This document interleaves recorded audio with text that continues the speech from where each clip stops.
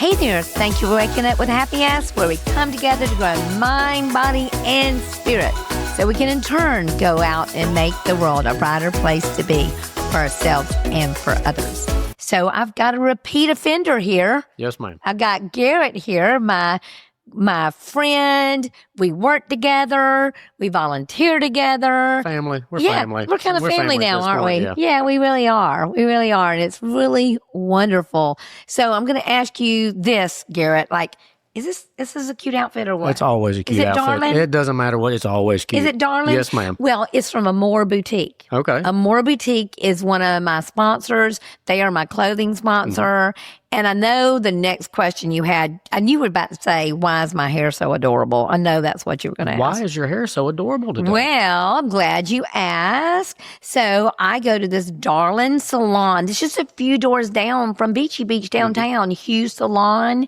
And Rebecca does my hair, and I love my hair. But today it's straight, which it's not normally straight. I'm trying to do a new do today. Right. And I'm going to go see her on Thursday and get it all fixed up again. So I'm very thankful for my sponsors. I've got several sponsors that we'll talk about all along the way. Holiday Beach Mechanical is one of my very big sponsors. And they do great work. Yeah, they do great work. Plumbing, electrical, electricity, all that stuff. And they're friends. Yeah. And the cool thing about every sponsor I mention and any sponsor I will mention, I personally use every single sponsor that I talk about.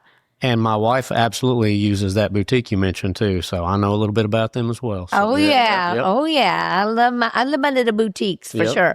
So, I'm so glad you're here again. And last time we were trying to figure out, last time you were on the podcast, and it was before we did it like this, it, all fancy schmancy like with a producer. Thank you, Ashley, and a media team. Thank you, Maranta Copy. That was a unpaid for solicitation there, or whatever advertisement.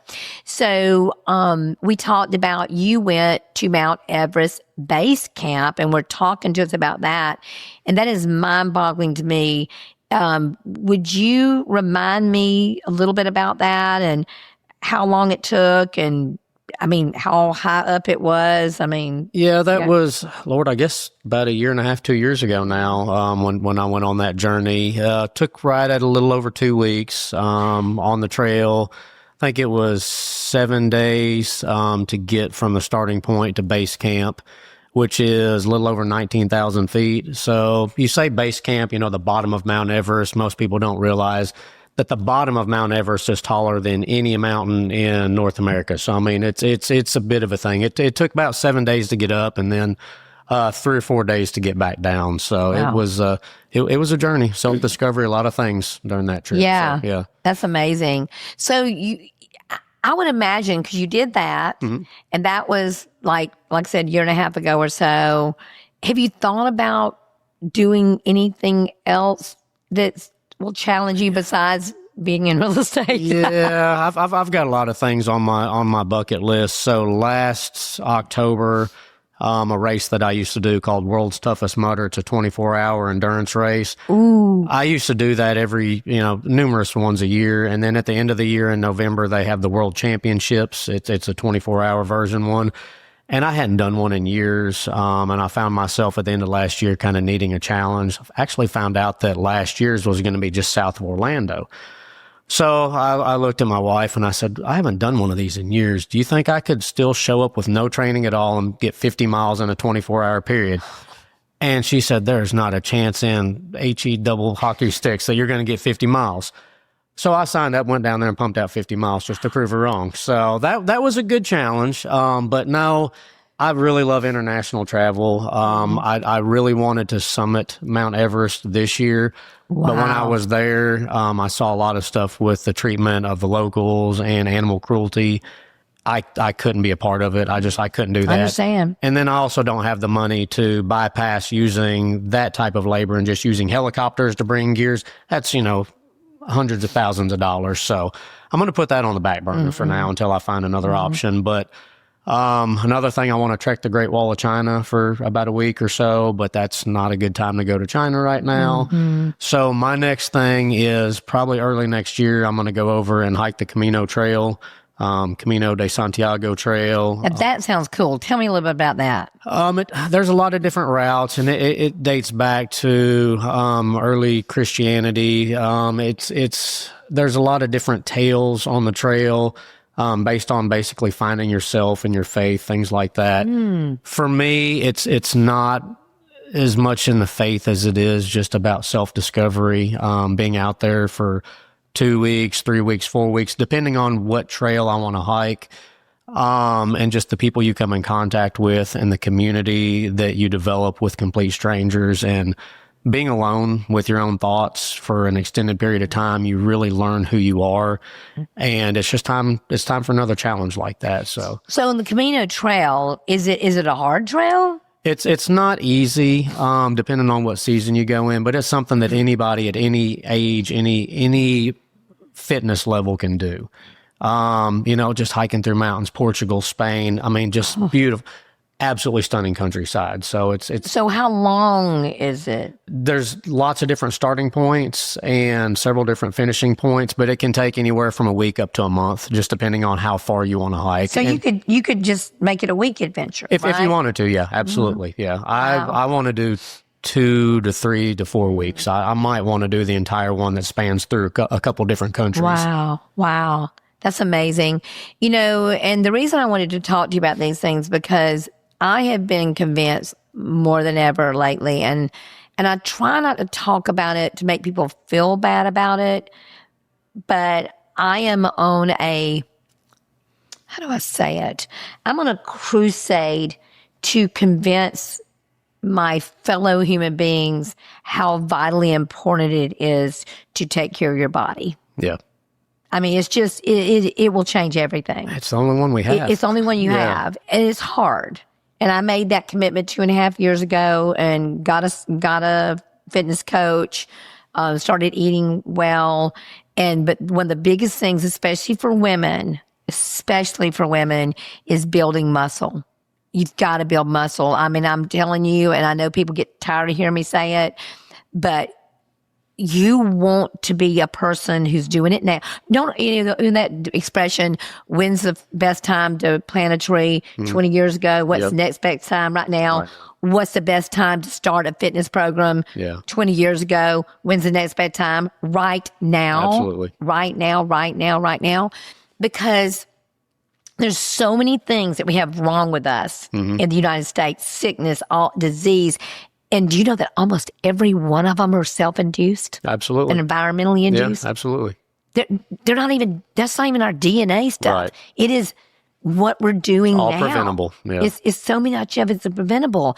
And so I want to live. I mean, I'm 66 and I really want to live a long time, because I really love living. Have you always been, because I know I'm really a freak about it now, and I eat well. Now, I still love me some bacon. I still love me some sourdough bread, and I do that, but it fits into my life, and I do not miss working out. Yeah. Do not. Yeah, cake is my kryptonite. Oh, cake, yeah. Especially wedding cake. Oh, my God. Yeah. How about, can you hear me? How about Kay's cakes when she bakes them at the office? It's tough, right? She's one of my best friends. Yep, I understand. When she cranks out those cinnamon rolls, it's not even fair. Right. It's not fair. Did you get to try one of her cinnamon rolls? Not one of the cinnamon rolls, but yeah, that cake she made about a week ago was absolutely amazing. Oh my gosh. So cinnamon rolls should be illegal. Yeah. But so I have really learned to change my life around that regard. I still eat things. I just kind of watch it. I don't, if I don't eat cake anymore at all though. I cannot believe I've had no cake this year. Good for you. I ate one little piece of cake at the Sea Park auction. I got some cake, and that's the only time I've eaten it. And the reason is I'm like an alcoholic. One piece is not enough. A whole cake, right? Maybe enough. I don't know. I mean, I can't stop once I start. Yeah. So I have to stop it. So have you always been really, because you're very fit and you really work on your fitness, and I hate to say it, but you're kind of like us girls. You really get upset if your clothes aren't fitting just right. It hurts my feelings just a little bit if it's a little tight in the wrong areas. Yep, absolutely. So Yeah, but so have you always been that way, or is that something you developed when you got older? I've not. So when I was younger, I was really fit, played sports, did all the things as a kid, but then had kids, got a little bit older and just kind of lost myself. And I got pretty heavy out of weight. Actually smoked when I was younger, quit right Really? when I was young, I was a smoker, and I quit whenever my wife got pregnant with our son. And when I quit smoking, I gained weight. I got up close to about 190 pounds at my max, which on my frame, 190 pounds does not look good at all. So I carried that around for several years, and then I just realized, I was depressed. I didn't like the way I looked. I didn't like the way I felt. I couldn't do any of the things I used to do. So I went on a slow journey, learned all about food and counting your macros and just all the things. I made thousands of spreadsheets trying to weigh out my food just the way I think.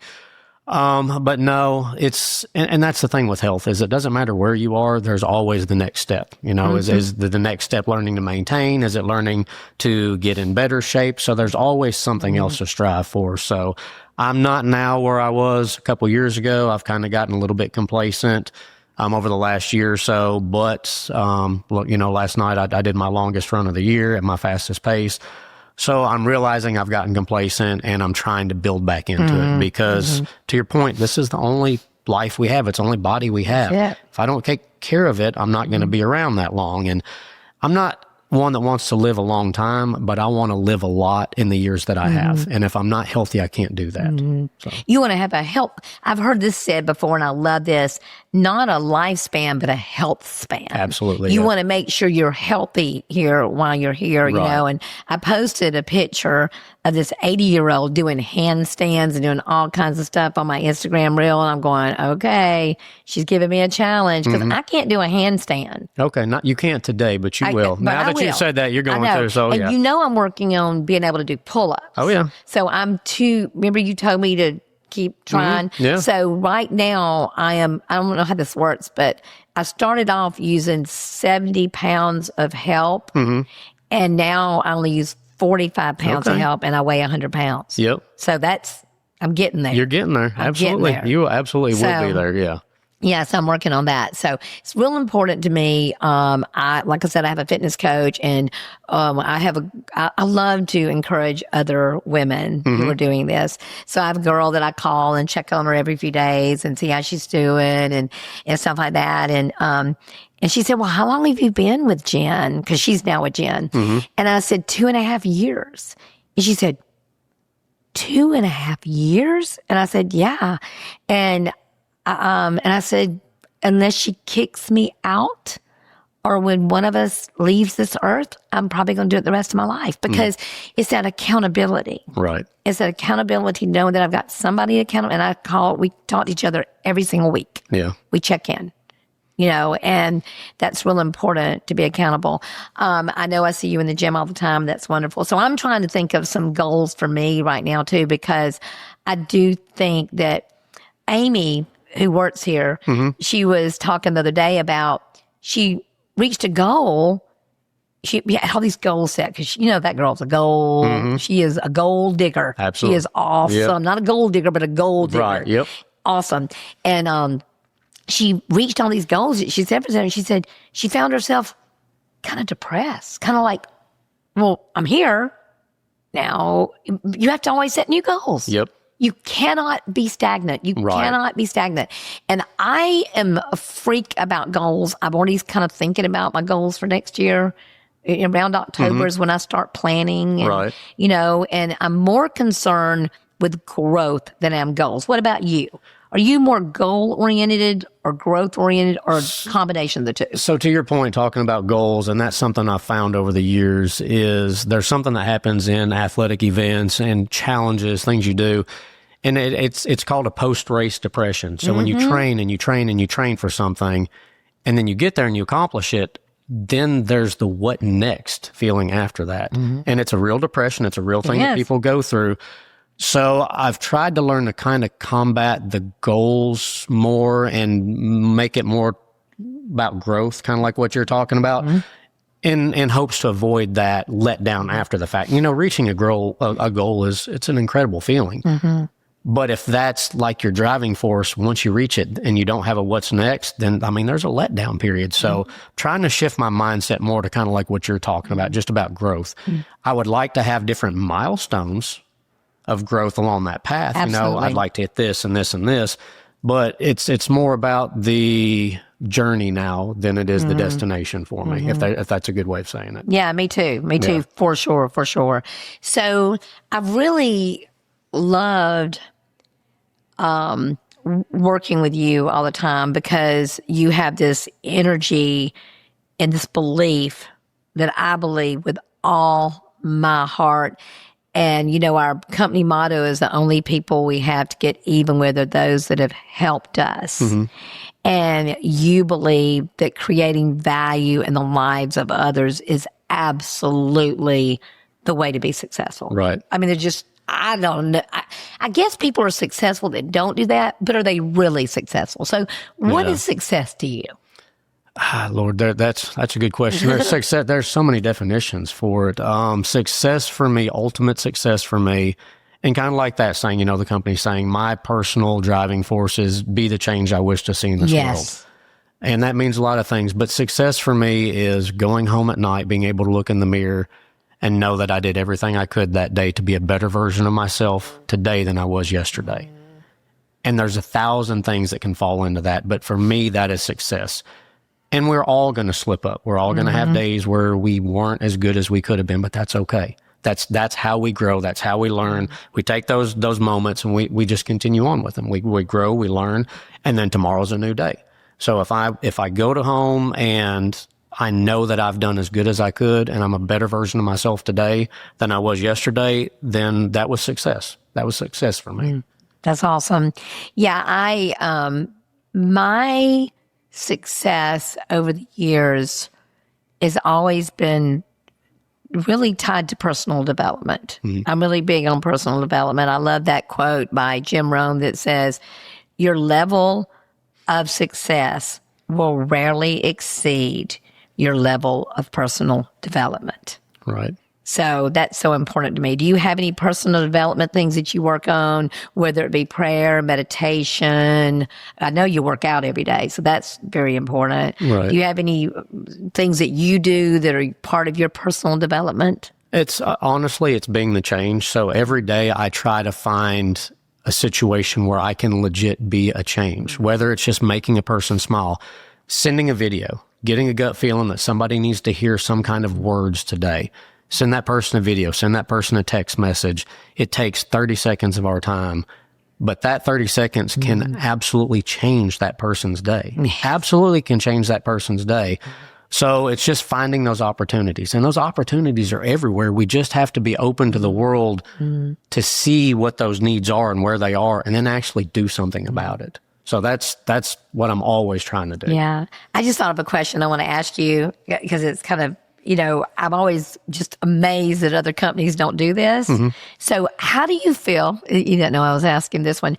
Like, we have a social media policy at Beachy Beach, and I'm very strict about it. I mean, over the years, you've heard me talk about, oh my gosh, I will take off your head if you use unprofessional photos.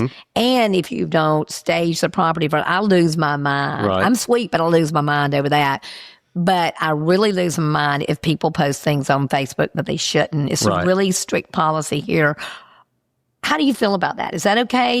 Are you okay to work for a company that has a strict social media policy? I'm usually very, very mindful. Like, I always try to be very thoughtful about what I put out there. But I've been in trouble once. I've got in trouble one time? Yeah, you got on me one time. You said, you know what, Garrett, I read that post. It wasn't on brand for you. And it was not on brand, and it was not my personality coming through. So I looked at the wording I used, and you were absolutely right. And I was grateful that you did that. Forgot about that. Oh, no, you're good about those things. So no, it's my personal opinion is we need somebody looking out for our best interests like that, because when I wrote those words, it sounded a certain way to me.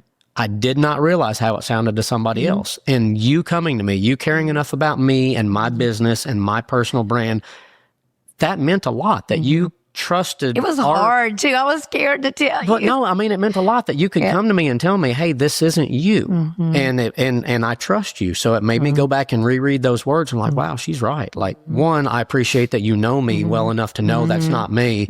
But two, that you cared enough about me to say something. So I think if you say something to somebody about something on social media, they need to listen to you. There's a reason. It's coming from a good place.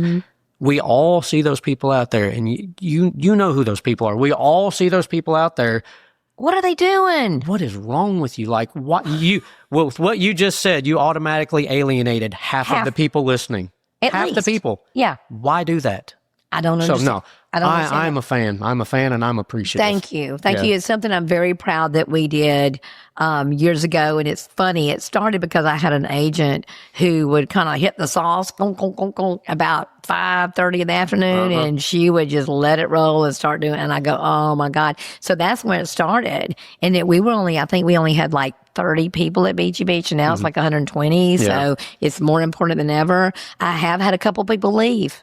I've had a couple people leave. They didn't like it. That's okay because it wasn't our thing. But I'm going to make a true confession, and I had a podcast about it. I think it's already gone out about paving my parking lot with more than good intentions or something. And I confessed that I never do this. And it wasn't mean or bad or anything, but I took a picture of the truck that was parked in our parking lot. Posted it on Facebook and was asking questions. And I wasn't mean or anything, but what I did was I just blasted that truck that was posted in my parking lot and then what it's supposed to be. It just wasn't on brand for me. Yeah. It wasn't on brand. And I left him a note that said, this is not you can hear my, this is not truck parking, Karen, owner. I didn't even say, that's not me. I should have said, we're all human. It's I know, happen. but I don't do that. Yeah. So I should have said, I'm so glad you found a place to rest, but this is not the place to do it. You know, so I did it too. Yeah. And so I had to get on to myself. But I'm glad you like that. And that's what I love about you. You're very good about taking constructive criticism when it's given in love, you know, and I really appreciate that about you. I love working with you. I tell people at Beachy Beach that I only hire people that I want to do life with. Right. And I get my heart hurts when they leave because I want to do life with you. I don't want to watch you grow. I love to watch people succeed and stuff like that. So I thank you for being here with us and being such a positive role model for others. And you make a change in my life. I appreciate that. All the time. I do. All the time. I mean, I am so grateful for you. So before we go, I want to ask you, like, you are really into doing a lot of charity work for animals. What made you, because that's your main thing. I mean, you do all kinds of stuff. I mean, you are clearly the kind of person I want here with us, because if you don't care about others, you can't hang with us. I mean, you're also stuck with me, so I mean, I'm not going anywhere. I'm so happy. But so what made you start having animals is such a big part of your charitable work?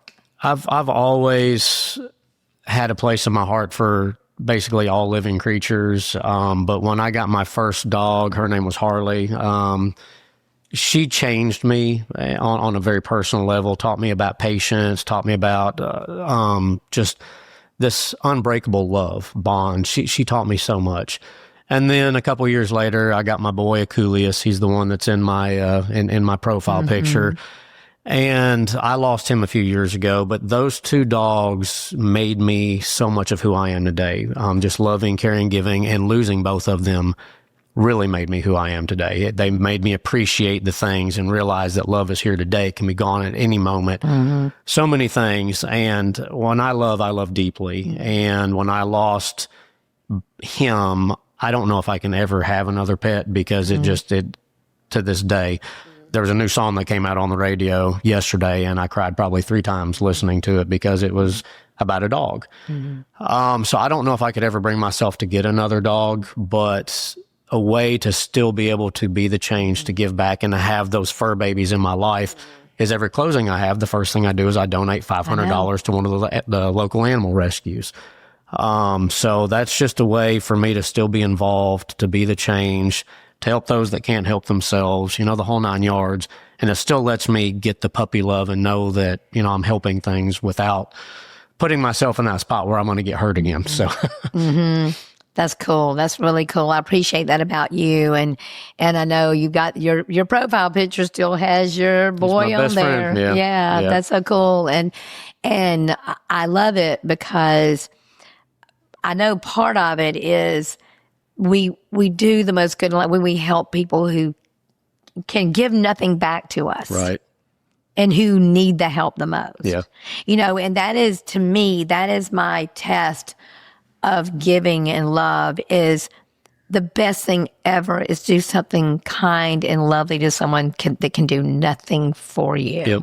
That is just the coolest thing ever. It makes me so happy. So if you would tell, I spoke about resilience yesterday at FSU. Scared to death. I don't know why I get scared every time I talk. Yeah. Those kids were, oh my God, they were amazing. They give me so much hope for our future. Those kids were amazing. They asked the most. At the end, we had 3 speakers that did TEDx talks, and they asked us questions, and they asked the most intelligent questions, the most thoughtful questions. Awesome. They were so precious. I could just eat them up. They were, as Leanne Morgan said, they were yummy. They were so yummy. I just loved them. And, but I talked about resilience. So, do you have, the base camp was definitely resilience.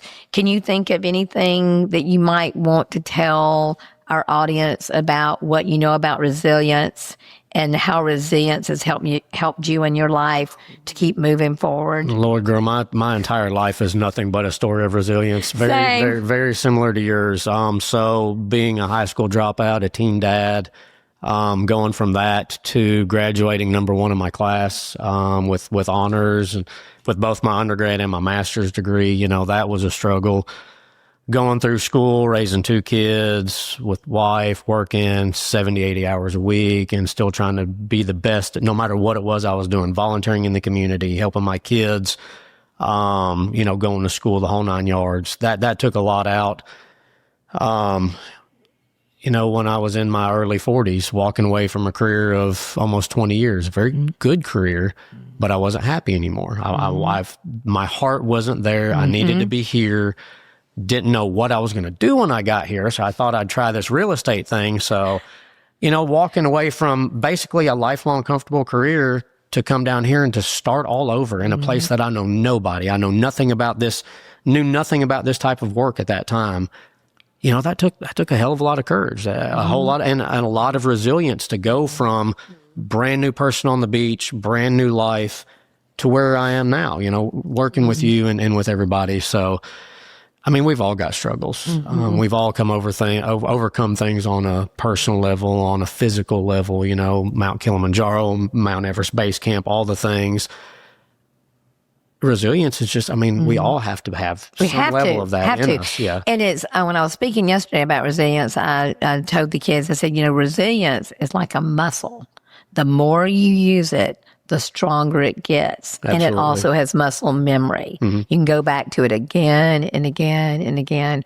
Well, I am super thankful that you made the move to come here to be with us. We have loved it. And we'll continue to love it. Absolutely. And I'll continue to love to volunteer with you and do all the things I do with you. And before we go, though, I need to thank Minutes and Miles for giving me those darling chicken legs. You got some chicken legs? I've got some chicken legs. They're the most comfortable, I swear, the most comfortable running shorts I have. They are fantastic. Which ones did I buy you? I forgot. The little orange ones with like a taxi cab. And the race cars. Yep.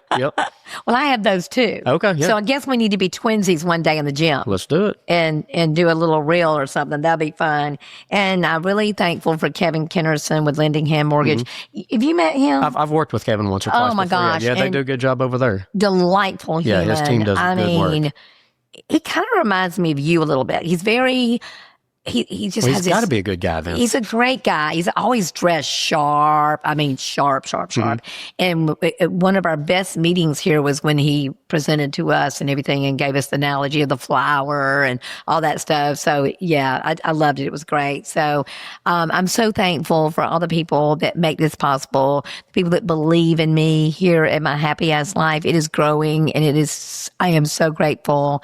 And I'm so grateful for you. Do you have any parting words for our beautiful happy ass audience? If you would give them one bit of advice, one bit of just something to make them have a great day, what would it be? Just go out there and make somebody else smile today. If Yes. you make them smile, it's going to make you smile. So that's it. Just go change somebody's life. Just change their day. Make them smile. Yeah. So in other words, what I say when I get off of here every time, be sweet, y'all.